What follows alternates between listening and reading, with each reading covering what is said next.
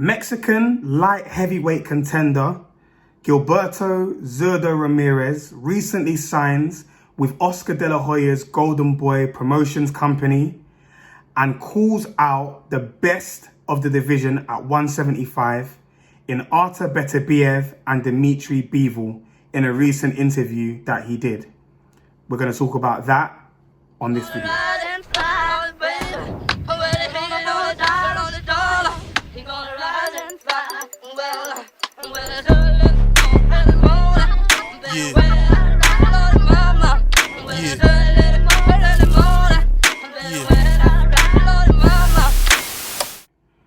Welcome back to the channel, peeps. It's your boy Budge, and of course you're tuned into Talk to Budge.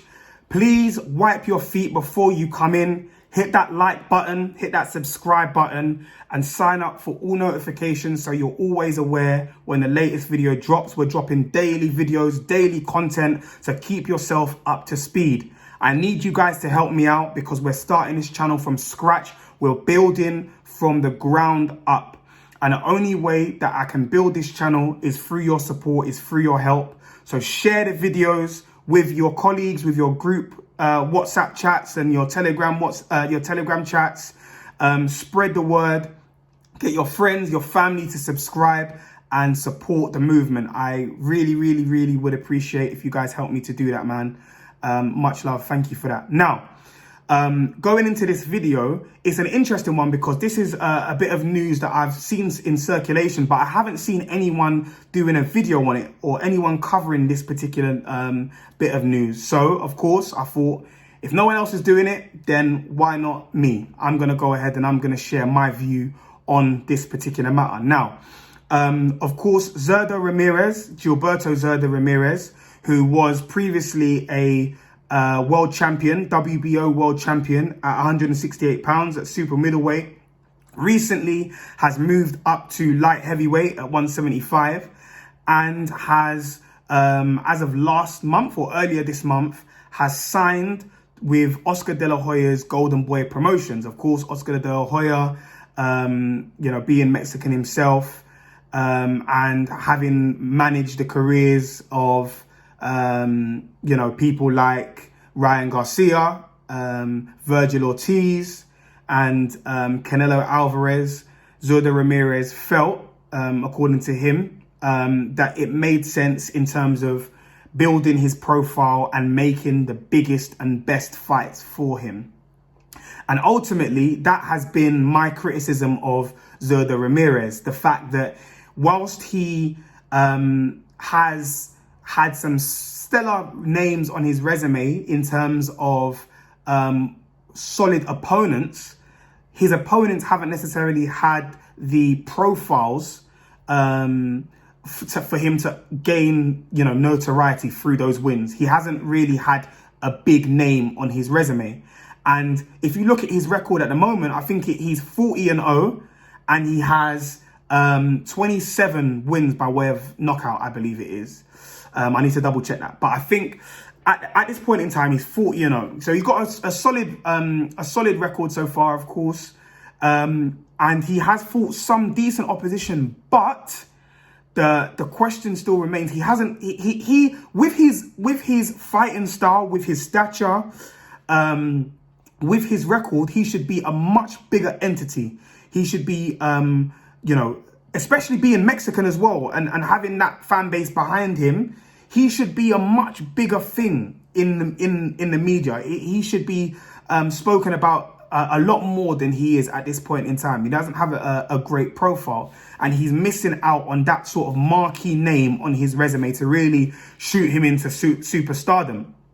But I mean, in terms of his opponents, of course, he's fought against Maxim Vlasov, who is, he fought him at 168. He's going to be fighting Joe Smith Jr. for the vacant 175 WBO world title. He's fought against Arthur Abraham, who is a name who's been around for a very long time. Of course, people will remember him from the days of Andre Ward in the Super 6 tournament. He's been around from them times.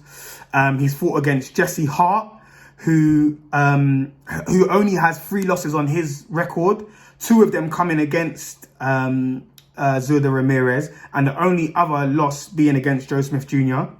And he's also got Roma Angulo on his resume, who's only lost twice. And the only other person that he lost to was David Benavidez. So he's got some solid opponents on his resume, but they don't have big names. They're not marquee names. And that is what he is lacking at this point in time, and why he needs to get a big name on his resume so he can build his profile, so he can get onto the big stage. And I feel like that is part of the reason why he's come out in a recent interview to call out the top of the totem pole at 175 pounds, which of course is Artur Beterbiev, who is the WBC and IBF champion. And he's also called out Dmitry Bivol, who is a WBA super champion as well, right?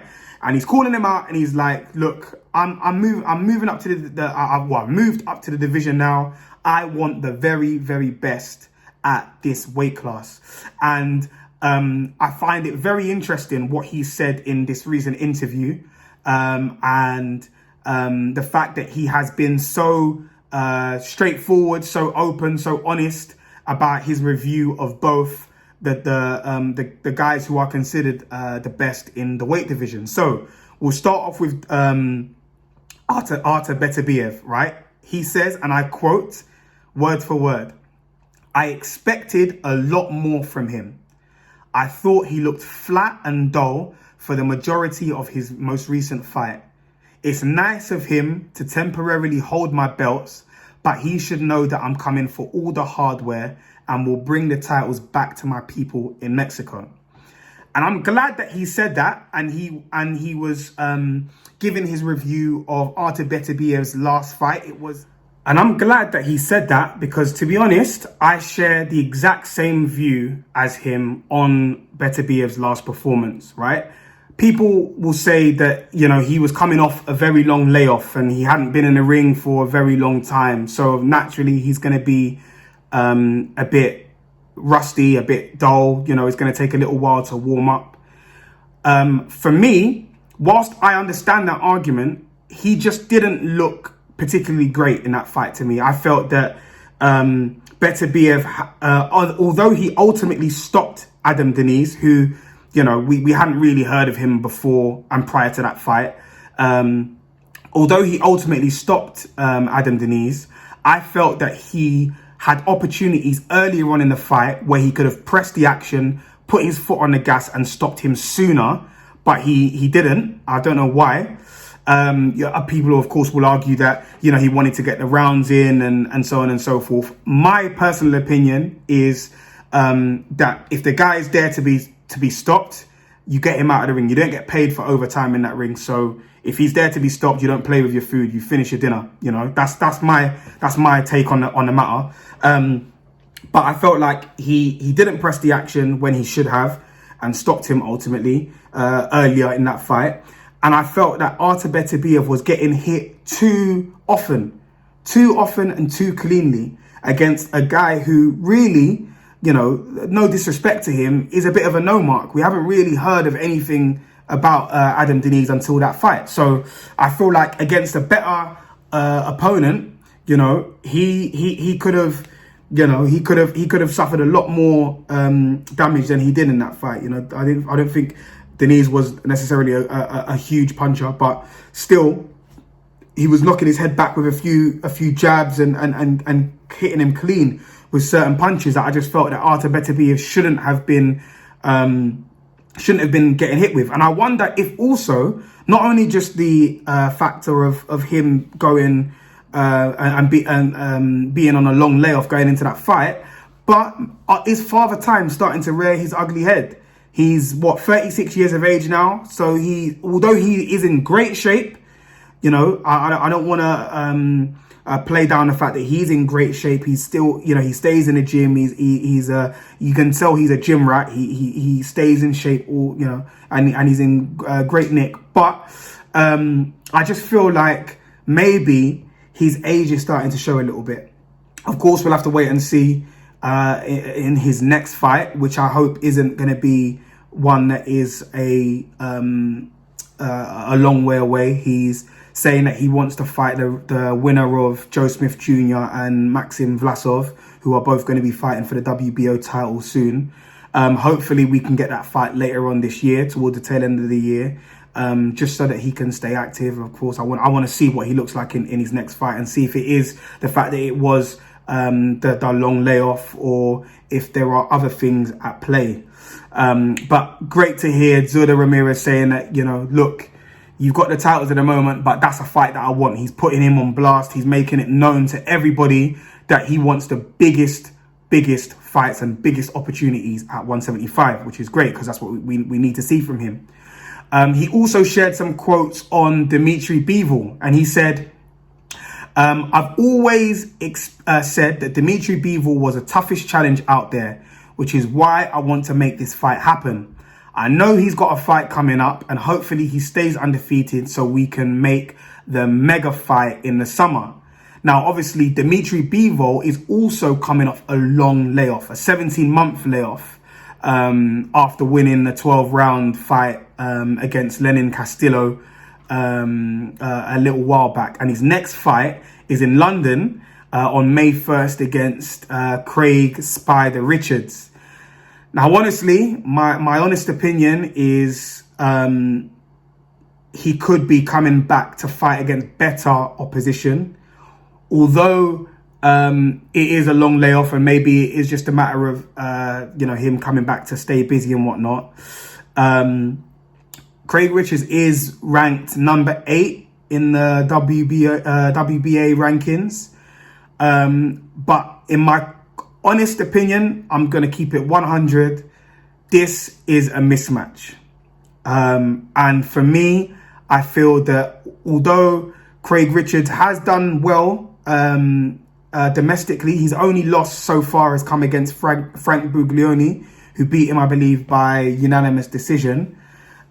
He's only fought at British level. He hasn't even fought at European level. So to make that jump from British level straight to world level, I feel like is a mismatch. And I feel like he's ultimately a lamb being led to the slaughter. I don't think that he's ready for this fight. Whilst I do rate him as a boxer, and I do think that he is a great boxer, and he certainly proved that at domestic level, I just feel like it is too much of a jump. It is too much of a step up in class of opponent, even though Dmitry Bivol is coming off a long layoff. I just feel like he's going to have too much for Craig Richards, and I think ultimately he is going to win that fight. An interesting one, of course, because it's going to be over here, which is great. An opportunity for fans to get back in attendance and all the rest of it. But again, I just feel it is exactly what we need to see in terms of Zurda Ramirez calling out these guys, and I hope that he can certainly get one of those guys, in the ring later on this year. It looks like probably the Bivol fight might be more realistic, given the fact that it looks like Beterbiev, potentially, his route is already planned in terms of fighting the winner of Vlasov and Joe Smith Jr.